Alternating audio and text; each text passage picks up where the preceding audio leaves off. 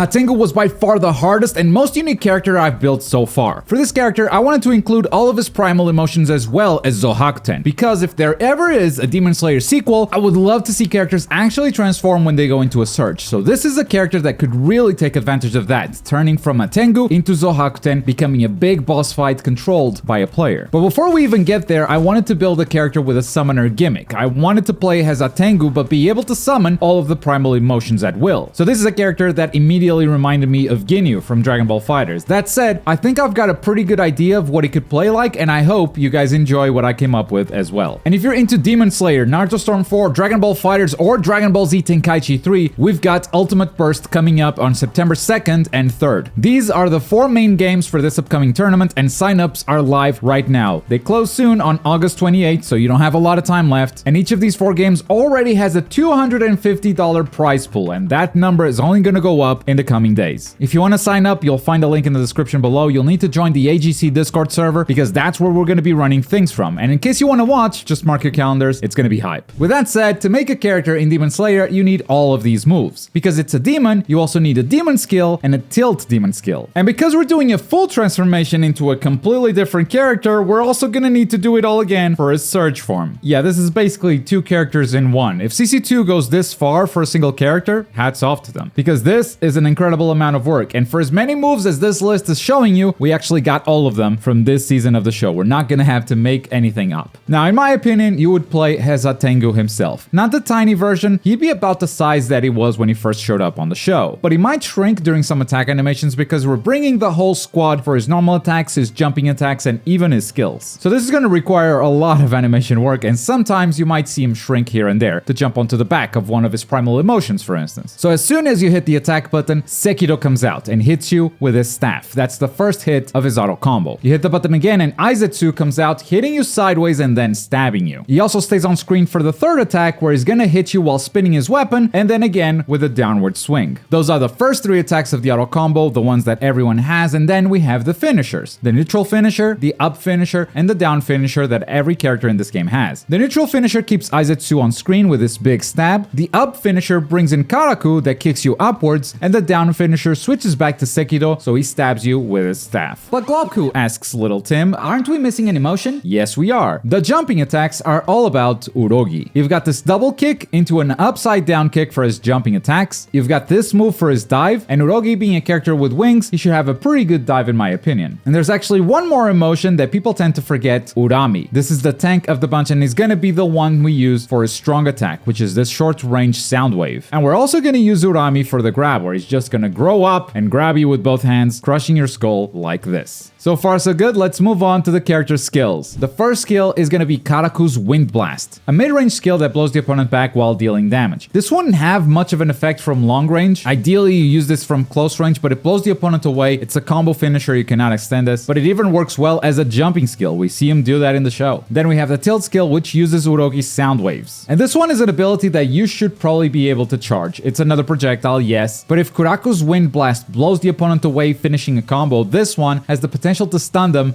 extending his combo. But to do so, you're gonna have to charge up this ability for a while, increasing its range and its power. Basically, it's a chargeable projectile. Pretty weak in short range with not a lot of hit stun if you just do it instantly, but it crumples the opponent, it has bigger range, bigger power if you charge up the ability. Finally, we have the guard skill, which you may have already guessed is this big area of attack around the user as Sekido thrusts his staff onto the ground and releases lightning everywhere. Now, I don't think this would necessarily be a reversal, it doesn't have armor or anything. I think hitting this character is already going to be tricky because Hantengu is switching around with all of his primal emotions, but because the lightning hits a pretty big area around Sekido, it could probably be used as a reversal of sorts just to deny any approaches. And because this is a demon character, we're not done. We still need 2 demon skills. The first one is going to be Weeping Spears, which is the only blood demon art used by any of the emotions before they fuse into Zohakten. And because of that, we're gonna make this a fast ability and hit pretty hard in a pretty big wave. It's a demon skill, so it should feel powerful. As for the tilted demon skill, I'm gonna give him a trap. Sekido can place his staff down and just walk away from it. The staff will still shoot lightning in an area. Now, unlike other traps, the opponent doesn't have to step on it to activate, so it's bigger than the other traps we currently have in the game, but also you can only place 1 instead of 2 traps. And there you go, the basic moveset is complete, so let's spend some meter. First, we boost. The boosted effect is pretty complex. Depending on the type of attack, you'll see an extra effect corresponding corresponding to the character that you see on screen. So if it's Urogi, you'll see an extra wind effect. If it's Sekiro, you'll see an extra lightning effect. You get the idea. And for the boosted finisher, we're gonna do this cinematic cutscene of Aizetsu throwing these blue projectiles at the opponent. And with that, I think it's time for the surge. The moment you've been waiting for, we're gonna completely transform this character into Zohakten. And it all starts with the surge animation. How does he transform? Well, Sekiro is quickly gonna absorb every emotion and reveal its transformation with this intense zoom in right at his eyes. From there, he bangs his own drums, summoning the wood dragons, and finally, you get a good look at the character that he's just transformed into. Now, you're playing with a gigantic dragon. You can still get attacked and damaged, but you do have super armor on every move, just like every surge transformation. But because this dragon is gigantic, it's not gonna follow the attack rules that a normal character does, with 3 attacks plus 3 finishers. No. Instead, every time you hit the attack button, you get a single, slower attack. But you can change it up with your left stick, becoming sort of a boss fight that you control. It's closer to the giant awakenings from Storm Revolution, which sure, aren't the best thing for competitive, but if a game like this gets patched on a regular basis, you can always try to nerf it or buff it down the line, and if all else fails, you buff or nerf the special meter so the character can use this transformation more or less often. But because you're a giant dragon, that just means that now you have a different set of skills, as well as a new demon skill and tilt demon skill, but they will all definitely resemble the ones that we just saw as the little Hantengu. The skill button, for instance, is still the wind blast, but this time, it's shot from a wood dragon's mouth. The tilt skill is still the sound waves, and you can still charge it for a bigger effect, but once again, it's coming out of a dragon's mouth. And the guard skill is still a big AoE lightning attack, but you guessed it, it comes out of a dragon's mouth. I think we see a theme here. So before things get too boring, let's change things around for the demon skills, because we have to use the blood demon arts. First up, compressed sound waves. This is a close range demon skill and probably the most damaging demon skill that you have. This is in case the opponent can make it close to you during your surge. So it's highly situational and will probably never happen because everyone's gonna run away from you. But Zohakten was very surprised when Mitsuri stayed in one piece after getting hit by it, which tells me that this is probably the strongest skill that he unleashed during that entire fight. We're definitely gonna use this one again on his ultimate. But then we also have the tilt demon skill, which is gonna be countless striking trees. This is where Zohakten strikes his drum a bunch of times and a lot more dragons come out. So this would be a temporary buff that doubles the amount of dragon heads, doubling the effect of every skill. Yeah, pretty insane. Imagine instead of 1 wind wave, you get 2 or 2 sound waves or more lightning. It's supposed to feel like a boss fight and it comes at the expense of a demon bar, so good luck. Finally, we have his ultimate, which is tricky because it has to work whether he is transformed or not. So I think the first thing we'll see is actually just a tiny wood dragon. Tiny wood dragon comes out from the ground like this one that bites Tanjiro. It pulls Tanjiro closer to you, revealing that Zohakten has already transformed. Now, if you were already in Surge, you were already transformed, that's fine. If you were little Hantengu, this kind of implies that while the dragon was pulling you in, he was able to transform, and now he's gonna deal some damage. So while you're close to him, he's gonna blow you away with compressed sound waves, and while you're stunned, he's gonna strike his drum, unleashing his final blood demon art, Crazed Cry of Thunder Death. And a mix of electricity and sound waves is gonna finish you off. So to summarize, Hantengu summons the different primal emotions during his normal attacks, with Urogi taking care of all the jumping attacks, and Urami taking care of the grab as well as the strong attack. We didn't forget him. During his skills, they come out and do their own abilities, which are a wind blast from Karaku, a chargeable sound wave projectile from Urogi, and a big AoE lightning from Sekiro. Aizetsu does the first demon skill, and Sekiro plants a trap for the second demon skill. And then this character completely transforms in Surge, changing the way it attacks, and all of the skills are new versions shot from the wood dragons. But if you get close to Zohakten, he's got the compressed sound waves demon skill, and he can buff all of his moves by summoning more dragons. As for the ultimate, we mix 2 of his blood demon arts to unleash something that even a Hashira would have trouble surviving. And now that we've done all of that, all that is left is Gyoko. And yes, I think he's also gonna transform at some point. We're gonna start in vase form and then transform into that fish form, but that's for a future video. If you enjoyed this one, don't forget to give it a like and check out the Genya moveset that I made. It's also a pretty interesting character, the most unique Demon Slayer for sure.